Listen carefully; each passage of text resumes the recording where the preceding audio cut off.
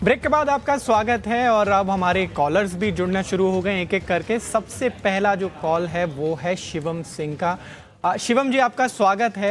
बताइए क्या है आपका सवाल। सर मैं एक साल से एसआईपी कर रहा हूँ। मेरे पास 3 फंड है, टाटा है, निपॉन है, क्वांट है। क्वांट में 10,000 है और निपॉन और टाटा में 5-5 करके एसआईपी कर रहा हूँ मैं। एक चीज मैं शिवम आपसे समझना चाहता हूँ, आपने सारे स्मॉल कैप में इन्वेस्टमेंट क्यों किया है? सर मेरा ड्यूरेशन थोड़ा 15 से 20 साल के लिए है, इसलिए मैं सोचा मुझे लॉन्ग पीरियड के लिए दिक्कत नहीं होगी शायद। जी बिल्कुल, समझ लेते हैं। नितेश जी, आप क्या सजेस्ट करना चाहेंगे इनको? इन्होंने सबसे ज़्यादा इन्वेस्टमेंट तो क्वांट स्मॉल कैप फंड में है और साथ ही निपॉन स्मॉल कैप फंड और टाटा स्मॉल कैप फंड में निवेश कर रखा है। क्या राय देंगे इनको? अंकुर, जैसे आपने जो सही क्वेश्चन पूछा कि आपने सभी स्मॉल कैप क्यों चुन के रखे हैं, जिनके जवाब में शिवम जी ने बोला कि उनका लक्ष्य लॉन्ग टर्म है। मैं इसके ऊपर भी आऊंगा। पहले शिवम जी, आपको और हम सभी को एक बधाई की बात हो रही है, बिकॉज 25,300 करोड़ का एसआईपी डेटा मिल रहा है। ये टाइम का जो इनफ्लो हुआ है 25,300 करोड़ का आया है। तो आप जैसे इन्वेस्टर्स और हमारा कॉन्फिडेंस है कि इतना सारा हमको एक एसआईपी का डेटा दिखने मिल रहा है आज, और एक सब एसआईपी को अडॉप्ट कर रहे हैं। उसके साथ आपका ये देख रहा हो कि आपने 10% स्टेप अप भी लगा के रखा है। तो पहले अगर आप 20,000 की एसआईपी कर रहे हो और 10% आपका स्टेप अप चल रहा है, तो तकरीबन आप 1.65 करोड़ जमा कर लेंगे अगर आपको 12% कंपाउंड रिटर्न मिलता है। अगर आपने ये स्टेप अप नहीं किया होता तो सिर्फ 95 लाख ही मिलते। तो आपको आई थिंक एसआईपी और स्टेप अप दोनों का पावर पता है कि वो पावर ऑफ कंपाउंडिंग क्या आपको रिटर्न दे सकता है। तो मुझे लगता है आपने स्टेप अप करके अच्छा किया है, और आप एक 1.65 करोड़ जितना आप कॉर्पस इससे अज्यूम कर सकते हो कि इतना मिल जाएगा। अभी बात आती है कि आपका जो क्वेश्चन, जो अंकु ने बहुत मतलब बढ़िया क्वेश्चन पूछा कि सब स्मॉल कैप क्यों है, राइट? सेम क्वेश्चन मेरा भी है कि आपने सब स्मॉल कैप क्यों लिया है। इसमें ऐसा हो सकता है क्योंकि आप जब रिटर्न देखते हो स्मॉल एंड मिड कैप के, तो काफी अट्रैक्टिव लग रहे हैं और आपको लग रहा है कि यही कैटेगरी है जो आपको बेस्ट रिटर्न दे सकती है। पर जब आप 10 साल के रिटर्न उठा के देखेंगे, तब आप देखेंगे उनकी इंडेक्स की बात करते हैं, जैसे निफ्टी 100 हो गया, निफ्टी स्मॉल कैप 250 हो गया, तो आप देखेंगे उसमें रिटर्न का डिफरेंस बहुत कम होता है। 1-2% का कंपाउंड एनुअल ग्रोथ रेट का डिफरेंस मिलेगा आपको जब हम रोलिंग रिटर्न देखते हैं। तो हाँ, शॉर्ट टर्म ऐसा लगता है कि लार्ज कैप में सिर्फ 12% रिटर्न दिया है और स्मॉल कैप ने शायद 20% दिया है। लार्ज कैप ने 12 और स्मॉल ने 20 दिया है। इस वजह से शायद काफी सारे investors small and mid cap में जाना चाहते हैं, और वही एमफी का डेटा भी दिखा रहा है, और स्मॉल एंड मिड कैप में अभी भी इतना इन्फ्लो आ रहा है। तो मुझे लग रहा है भले ही आपका लक्ष्य 15 साल का है, फिर भी आपके पोर्टफोलियो में प्रॉपर डाइवर्सिफिकेशन होना चाहिए। लार्ज, मिड, स्मॉल सब होना चाहिए, बिकॉज जब स्मॉल कैप गिरता है, और आपको एग्जांपल के तौर में बताना चाहूंगा, अगर आपका 10 लाख का पोर्टफोलियो है, मान लीजिए 50% से, और ऐसा हुआ है पास्ट में गिरा भी है, अगर 10 लाख का पोर्टफोलियो अगर 5 लाख होता है, तो 5 लाख से वापस आपको 10 लाख जाने के लिए 100% रिटर्न कमाना पड़ेगा। 10 से 5 लाख 50% लॉस है, पर 5 लाख से 10 लाख मतलब आपका कैपिटल तक वापस जाने के लिए आपको 100% रिटर्न चाहिए।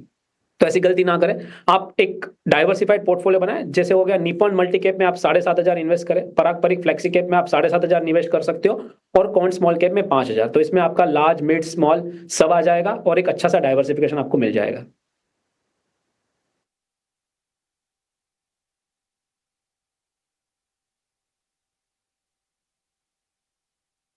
एक और ले लेते हैं, उसके बाद बाकी जो कॉलर्स हैं उनके सवाल जवाब लेते रहेंगे।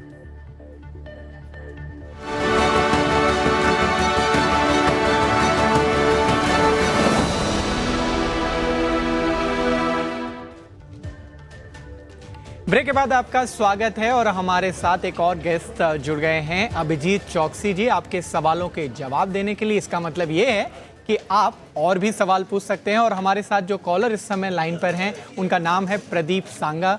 सांगा जी, आपका बहुत बहुत स्वागत है। बताइए क्या है आपका सवाल। धन्यवाद सर जी। आप मेरा जी म्यूचुअल फंड के लिए है, मैं 4 एसआईपी चल रही है सर। बहुत बढ़िया हेलो है जी, बिल्कुल, तो बहुत अच्छा डिसीजन है। आगे बताइए। एक तो पराग पारिक में चल रही है 1,000 रुपए की, मीरा एसेट में चल रही है 2500 रुपए की, एक्सिस स्मॉल कैप में 1500 रुपए की, और कैनरा रोबिको ब्लू चिप में चल रही है सर 1,000 रुपए की। मेरा पोर्टफोलियो सही है सर, मेरा लॉन्ग व्यू है, तो मेरे को ये 20 साल में 25 साल में करोड़ से 2 करोड़ रुपए का देखना चाह रहा हूँ सर। जी बिल्कुल, पूछ लेते हैं अपने गेस्ट से। इनका जो लॉन्ग टर्म व्यू है 20 से 25 साल का, साथ में इनका एक तय अमाउंट है, 1 करोड़ से ऊपर के रकम ये चाहते हैं। आपको क्या लगता है इन्होंने जो रास्ता अख्तियार किया है वो सही है?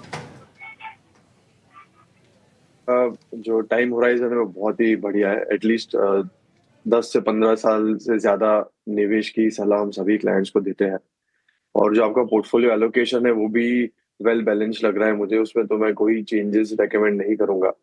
और जो आपका टारगेट है कि 20 साल में आपको 1 करोड़ से 2 करोड़ के बीच में धनराशि जमा करनी है, तो मुझे लग रहा है इजीली अचीवेबल है। सिर्फ आपको उसमें 10 से 15% का स्टेप अप इनिशिएट करना होगा। तो अब अगर आप कंसिस्टेंटली एसआईपी कर रहे हो देन इजीली आपका टारगेट विद इन 20 इयर्स आप 1.5 सीआर जितना आप अचीव कर सकते हो। Thank you. सबसे पहले तो मैं आपको धन्यवाद देना चाहता हूं कि आपने लॉन्ग टर्म व्यू को चुना, क्योंकि निवेश के रास्ते में अगर आपको बढ़ना है तो लंबा नज़रिया अपनाना, ऐसा मैं नहीं बोल रहा हूं, वो बोलता है रेगुलेटर बिल्कुल ही सख्त हुआ है शॉर्ट टर्म इन्वेस्टमेंट के लिए, और लॉन्ग टर्म इन्वेस्टिंग सही है। इसको आप जैसे जो कॉलर्स हैं वो बिल्कुल सार्थक करते हैं। अगले कॉलर की तरफ बढ़ते हैं, एसके सिंह जी की तरफ, और इसके सवाल के लिए मैं नितेश जी को आमंत्रित करूंगा। एसके सिंह जी, सबसे पहले अपना सवाल पूछिए। नमस्कार। हेलो जी बताइए सिंह साहब, क्या है सवाल आपका? मेरा सर 3 SIP चल रही है ऑन गोइंग। एक तो मोतीलाल ओसवाल मल्टी कैप है 2500 रुपये, निपॉन इंडिया मिड कैप है 2500 और निपॉन इंडिया स्मॉल कैप है 3000। मेरा टारगेट है सर 20 साल की लॉन्ग टर्म के लिए है 1 CR का, और मेरा लमसम भी है SBI कॉन्ट्रा फंड में 2 लाख का। तो क्या ये SIP मतलब रिव्यू करना पड़ेगा, सही है या फिर रिव्यू की जरूरत है? जी, सबसे पहले तो मैं आपको एक बार फिर से कॉम्प्लीमेंट करूं, जो हमारे जो दर्शक लंबे समय के निवेश के लिए देख रहे हैं। नितेश जी, क्या राय देना चाहेंगे आप? बिल्कुल अंकुर, एक चीज कमेंडेबल है कि लोग एटलीस्ट शॉर्ट टर्म व्यू से नहीं आ रहे, कोई 2, 4, 5 साल नहीं बोल रहा है, एटलीस्ट 10 साल के ऊपर का लक्ष्य हमको देखने को मिल रहा है। तो it's really commendable and congratulations to all the viewers कि एटलीस्ट वो लक्ष्य वो लेके आ रहे हैं, बस पिच पे टिके रहना है। अब पहले बात करते हैं जो आपका लक्ष्य है, 8000 की आप SIP कर रहे हो और 15 साल के लिए अगर मैं पकड़ के चलता हूं, और अगर आप उसको स्टेप अप करते हैं 10% से, तो तकरीबन 66 लाख जितना कॉर्पस जमा कर सकते हैं अगर 12% कंपाउंड ग्रोथ रेट पकड़े तो। अगर इसको 20% से अगर आप कर पाए, बिकॉज अगर आप 8000 से कर रहे हो तो मुझे लगता है आपकी इनकम जैसे बढ़ती है और आप 20% से इसको स्टेप अप करें तो आप लगभग 1.25 करोड़, जो 125 करोड़ का राशि है वो जमा कर पाएंगे। तो एक 15 साल में ये बहुत अच्छा कॉर्पस हो सकता है, एक छोटा अमाउंट से अगर आपने निवेश शुरू किया है। आपके जो 2 लाख रुपए लमसम है एसके सिंह जी, वो 15 साल में तकरीबन 11 लाख तक पहुंच सकते हैं, और वो फंड भी अच्छा है, उसमें आप बने रह सकते हैं। अब बात आती है आपके SIP वाले पोर्टफोलियो में। अगर आपका पोर्टफोलियो देखें तो 3000 स्मॉल कैप निपॉन में, स्मॉल कैप में, और मोतीलाल मिड कैप में, स्कीम्स आपकी सभी अच्छी है। पर इधर जो मुझे जो प्रॉब्लम लग रहा है और मेरी जो सलाह है वो है कि आपका तकरीबन 70 से 80% जो आपका पोर्टफोलियो है, 70 to 80% पोर्टफोलियो आपका मिड एंड स्मॉल कैप में है। बिकॉज आप मल्टी कैप जब उठा के देखेंगे पोर्टफोलियो तो उसमें अराउंड 40-55% लार्ज कैप होगा और बाकी का मिड एंड स्मॉल कैप होगा, ठीक है। और बाकी तो मिड एंड स्मॉल कैप में डाल के रखा है, तो उसमें 65% ईच जो फंड है वो रिस्पेक्टिव कैटेगरी में डालते हैं। तो आपका 70 to 80% अभी जो पैसे आप डाल रहे हो सब मिड एंड स्मॉल में जा रहा है। हम इसके पहले वाले कॉलर को भी सेम चीज बता रहे थे, भले आपका लक्ष्य लंबा है पर आपको डाइवर्सिफिकेशन चाहिए लार्ज मिड स्मॉल में, बिकॉज स्मॉल मिड जब करेक्शन आएगा तो बहुत ही एक ब्लड बाथ आप बोलते हो जैसे एक करेक्शन लगता है। तो मेरा मानना है कि आप ओवरऑल पोर्टफोलियो में थोड़े चेंजेस कर सकते हो, और वो चेंजेस है आप निपॉन मल्टी कैप में 3000 इन्वेस्ट करें, मोतीलाल मिड कैप आप चलने दें। बिल्कुल आप निपॉन मल्टी कैप में आप निवेश कर रहे हो तो आप निपॉन स्मॉल कैप हटा दीजिए और पराग परिक का फ्लेक्सी कैप में 3000 निवेश करें। सेम AMC है, और दूसरा दोनों का पोर्टफोलियो भी अराउंड 20% सेम है, तो आपके पास स्मॉल कैप का अलोकेशन ऑलरेडी आ गया है मल्टी कैप में, तो ये एक बैलेंस पोर्टफोलियो हो जाएगा जिसके ऊपर आप ये अच्छा खासा एक कॉर्पस जमा कर पाएंगे। एसके सिंह जी। जी सिंह साहब, आपने अपना जवाब सुन लिया होगा, और फिर से मैं एक चीज़ आपसे क्रॉस क्वेश्चन कर लूँ कि आपको ये आइडिया आया कहाँ लॉन्ग टर्म इन्वेस्टिंग का? हम ईटी नाउ स्वदेश पे बार बार बात करते हैं कंपाउंडिंग की, बार बार बात करते हैं लॉन्ग टर्म निवेश की, लेकिन आपने इसको अख्तियार किया है। लेकिन आपकी प्रेरणा का स्रोत क्या है? प्रेरणा का स्रोत यही है सर कि आफ्टर रिटायरमेंट ही मैं प्लान कर रहा था कि जब पैसे की जरूरत उसी टाइम होती है, तो दैट्स वाई ये छोटा अमाउंट अभी जमा करेंगे तो पता भी नहीं चलता, और थोड़े उस समय जब जरूरत होती है तो एक अच्छा खासा अमाउंट बन जाता है। तरीका है इन्वेस्टिंग का वही सही है। अगले कॉलर की तरफ बढ़ते हैं। सिंह साहब बहुत बहुत शुक्रिया। जयंती मंथन जी हमारे साथ जुड़ रहे हैं और सवाल इनका नहीं है, सवाल इनके रिलेटिव का है, जहां तक मुझे पता है इनकी वाइफ का है। जयंती जी बताइए। हाँ, जयंती मथान मेरा बेबी है, तो इन्वेस्ट कर रहे हैं। हेलो जी जी बताइए, मुझे आपकी आवाज आ रही है, विस्तार से बताइए क्या है सवाल आपका। इन्वेस्ट कर रहे हैं, उड़ीसा से बोल रहा हूँ सर। वो इनको हिंदी नहीं आता है, तो इसलिए सर मैं कर रहा हूँ सर। नहीं, भाषा का काम होता है सिर्फ समझना। आप जिस भी तरीके से बोलिए स्वागत है, बस हमें समझ में आना चाहिए। सर जो हम 6 फंड में इन्वेस्ट कर रहा हूँ सर, तो जी। सर सही है गलत है सर? और मेरा कितने तो सर बिल्कुल portfolio बनेगा सर? जी बिल्कुल, आप अपनी धर्मपत्नी जी के बिहाफ पे पूछना चाहते हैं कि जो इन्होंने पोर्टफोलियो बनाया है वो निवेश सही है कि नहीं। अभिजीत बताइए क्या है आपकी राय। हाँ, जैसे जयंती मैम का जो मैं पोर्टफोलियो देख पा रहा हूँ, तो उनका जो टारगेट है कि उनको रिटायरमेंट में एटलीस्ट 2.5 करोड़ का टारगेट अचीव करना है, और उनका जो विजन है वो 15 इयर्स का है। और उनके जो 6 फंड्स है, तो उसमें मैं उनको कोई चेंजेस सजेस्ट नहीं करूंगा, एक्सेप्ट कि अगर उनको एक लार्ज कैप फंड अगर ऐड करना है तो ICICI large cap fund add कर सकते हैं। और उनका जो टारगेट है वो इजीली अचीवेबल है, अगर वो एटलीस्ट 20% जितना वो स्टेप अप कर पा रहे हैं, बिकॉज उनका जो स्टार्टिंग एसआईपी अमाउंट है वो कम है। तो मैं उनको सजेस्ट करूंगा कि एटलीस्ट उसमें अगर थोड़ा बढ़ोतरी कर सके और कंसिस्टेंटली हर साल 20% से उनको अगर इंक्रीज कर पा रहे हैं, तो उनका जो 2.5 करोड़ का टारगेट है at the end of 15 years, वो काफी अचीवेबल है। Thank you. बिल्कुल संगा जी, आपने सवाल पूछ के अपना जो जवाब सुना है उसके लिए शुक्रिया। भाषा की जरूर तकलीफ हुई, लेकिन भावना हम तक पहुंच गई है। अगले कॉलर की तरफ बढ़ते हैं, सुनील सिंह जी, जिनके लिए नितेश जी जवाब देंगे। सुनील जी, आपका सवाल तैयार है? जी बताइए। सर मैं एचडीएफसी के 5 शेयर, आईसीआईसी बैंक का 5 शेयर और कोटक महिंद्रा बैंक का 5 शेयर खरीदा हूँ। आपने शेयर मैं में इसको परचेज सर किया है? जी जी जी जी बताइए। तो सर मैं इसको लॉन्ग टाइम के लिए होल्ड करना चाहता हूँ, क्या मैं करूँ? जी, आपने बैंक तो बिल्कुल ऐसे चुने हैं जो कि बड़े लार्ज कैप बैंक्स हैं, भारत की अर्थव्यवस्था में उनका सहयोग है। जानते हैं जो हमारे गेस्ट हैं उनकी क्या राय है इस पे। नितेश, इनका चुनाव तो बड़े बैंकों में है, आपका क्या लगता है, बैंकिंग सेक्टर पे आपकी क्या राय है?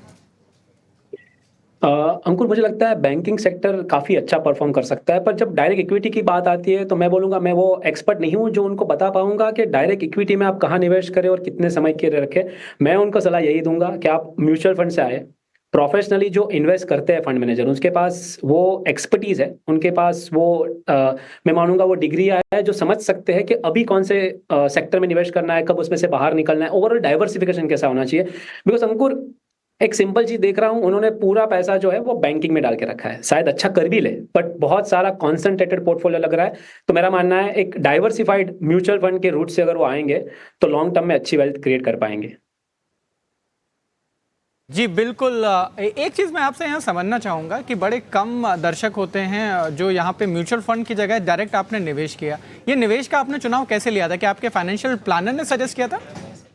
नहीं सर, आप ही लोग का प्रोग्राम मैं बराबर देखता हूँ सर। म्यूचुअल फंड भी मैंने रखा हूँ। मैं सर म्यूचुअल फंड पर भी, जैसे मेरे पास कैनरा रोबेको का ब्लू चिप है, पराग पारी का फ्लेक्सी कैप है, कोटक का मल्टी कैप है, मोतीलाल ओसवाल का मिड कैप है।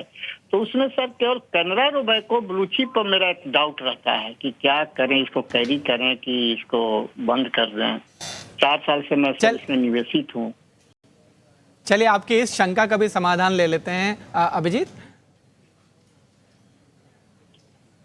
सजेशन ये रहेगा कि डायरेक्ट इक्विटी में कॉन्सेंट्रेटेड सेक्टर्स के अलावा आपको एटलीस्ट, जैसे बैंकिंग सेक्टर का उनका जो क्वेश्चन था, तो मैं उनको वही सजेस्ट करूंगा कि म्यूचुअल फंड राउट से जाए और अपना रिस्क डाइवर्सिफाइड करके निवेश करें। आई होप मैंने क्वेश्चन सही सुना हो। जी हाँ, बिल्कुल। उन्होंने एक स्पेसिफिक फंड पे सवाल पूछा था। इससे पहले उनके पास 2 शेयर हैं बैंकों के जो जिस पे राय ले चुके हैं, लेकिन अब इनका जो कैनरा रोबेको फंड का जो सवाल था उस पर जानना चाहते थे कि ये निवेशित रहें या नहीं। इस पर आपकी राय चाहते थे। नहीं, डेफिनेटली वो होल्ड कर सकते हैं अगर उनके पास एटलीस्ट, मैं सभी क्लाइंट्स को वही सलाह देता हूँ कि एटलीस्ट 4 से 5 डिफरेंट म्यूचुअल फंड, जैसे 20% हो गया mid cap, 20% small cap, 20% large cap, और थोड़े डिविडेंड फंड्स में हम सलाह देते हैं, तो कैनरा रोबेको में वो होल्ड कर सकते हैं अभी। तो बिल्कुल आपने अपना जवाब सुना होगा कि आप अगर इस फंड में निवेशित हैं तो थोड़े दिनों तक होल्ड कर सकते हैं। ऐसा है हमारे गेस्ट की राय। बढ़ते हैं अगले कॉलर की तरफ, और ये कॉलर नहीं है बल्कि यहाँ पर एक क्वेरी आई है हमारे वीडियो के माध्यम से। रंजीत सिंह जी का सवाल है, आइए सुन लेते हैं क्या है उनका सवाल।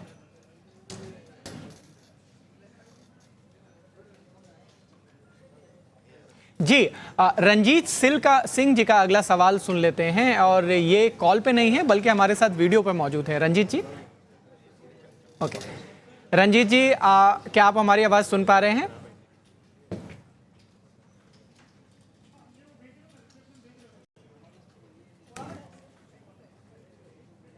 जी, उनका सवाल है कि म्यूचुअल फंड के 6 स्कीम में SIP किया है 36,000 का। इनकी उम्र है 52 साल और 10 साल के लिए निवेश का प्लान। लक्ष्य है इनका 2 करोड़ रुपए का। Large flexi BF index fund मौजूद हैं। क्या आप इनको राय देना चाहेंगे?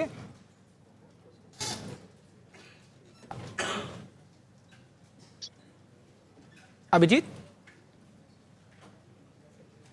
हाँ जी,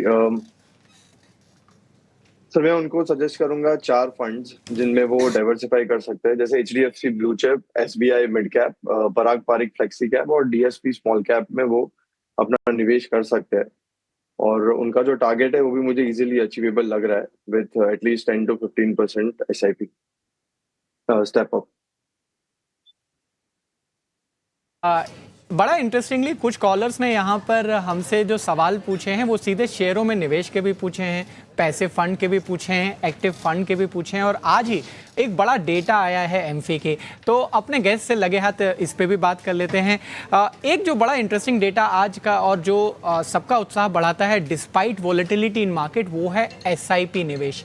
SIP में जो निवेश है वो 25,000 करोड़ के पार हो गया है। जी हाँ, 25,000 करोड़ के पार। और ये तब हुआ है जब आपने देखा होगा कितने बड़े बड़े इवेंट्स हुए, यहाँ पर US के इलेक्शंस के नतीजे आए, बाजारों में उठापटक जारी रही, लेकिन निवेशकों का जो भरोसा है SIP पे वो कम नहीं हुआ है। नितेश जी, मैं आपसे ये समझना चाहूँगा कि आखिर क्या है जो SIP में जो निवेश है वो थम नहीं रहा है? क्या कारण आप मानते हैं? जैसे मैं भी डेटा देख पा रहा हूँ, जैसे एमफी ने आज ही डेटा दिया है, लास्ट मंथ 24,500 करोड़ की जो SIP बुक थी वो अभी हो गई है 25,300 करोड़ की।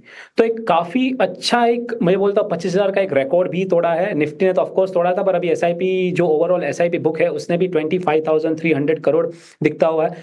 मुझे लगता है लोगों ने फर्स्ट हैंड एक्सपीरियंस किया है अंकुर, कि लोगों ने देखा है कि अगर मैंने 5, 7, 10 साल से SIP करके रखी है, या मेरे कोई फ्रेंड ने या परिवार में किसी ने करके रखी है, तो उन्होंने वेल्थ क्रिएट की है। तो मुझे लगता है अभी सभी के पास वो फर्स्ट हैंड एक्सपीरियंस है। इसके अलावा मैं बहुत क्रेडिट देना चाहूंगा जो हमारे नेशनल मीडिया है। जैसे हम ये शो कर रहे हो और आप ही काफी सारी मुहिम चलाते हैं और इन्वेस्टर को वो एजुकेट कर रहे हो कि आपको इसमें लंबे समय तक के आना है, आपको डाइवर्सिफाई करना है। तो मुझे लग रहा है एटलीस्ट लोगों ने फर्स्ट हैंड एक्सपीरियंस किया, प्लस ये नॉलेज जो एडिशन हुआ है उससे कन्विक्शन बढ़ा है। तो लोग आ रहे हैं, 2-3 साल में अगर इतना अच्छा खासा रिटर्न भी नहीं बन रहा है तो इतने मुझे लगता है हताश नहीं हो रहे और समझ रहे हैं कि अगर मैं इसमें लॉन्ग टर्म रुक जाता हूं और प्रॉपरली मैं उसको मैनेज करता हूं, रिव्यू करता रहता हूं, तो इसमें वेल्थ पक्का बन जाएगी और आपको एडिशनली 4-5% एडिशनली रिटर्न दे सकता है ओवरऑल ट्रेडिशनल जो इन्वेस्टमेंट है।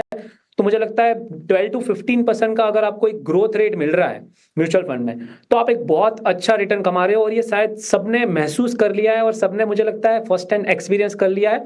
और सिर्फ सलाह इधर ये रहेगी कि ऐसा फेज बिल्कुल आएगा जब 2-3 साल आपके जो SIP रिटर्न है शायद आपको फ्लैट दिखे, नेगेटिव दिखे, अगर वो फेज आप संभाल लेते हो तो आप डेफिनेटली बहुत अच्छी वेल्थ क्रिएट करेंगे। जी बिल्कुल, जो आंकड़े हैं वो तो अपने आप में खुद कहानी बयां कर रहे हैं।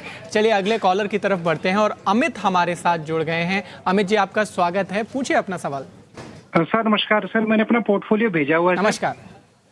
जी, अगर आप बता मेरे पाएं को- तो क्या है एग्जैक्टली हम आपको एकदम सवाल जिस तरीके का होगा उसी के हिसाब से हम जवाब दिलवाएंगे। बताइए। सर मेरी लगभग 50,000 रुपए की SIP चल रही है जी और उसमें मेरा जी। सर ऑलरेडी जितना लमसम है वो 90 लाख के आसपास उसमें हो गया है मेरा पोर्टफोलियो में। जी, बहुत बहुत बधाई हो आपको। Thank you sir. मैं 10 साल से निवेश कर रहा हूँ सर। 12 हो गए सर। 2012 में शुरू किया था मैंने। जी जी जी हाँ जी। तो सर मेरा अभी चल रहा है HDFC स्मॉल कैप में 5,000। जी बताइए आगे। और और सर मेरा ही asset large and mid cap में 10,000। जी कैनरा रोबेको फ्लेक्सी कैप 10,000। जी HSBC मिड कैप 5,000। जी HDFC फ्लेक्सी कैप 5,000। जी कोटक फ्लेक्सी कैप 10,000।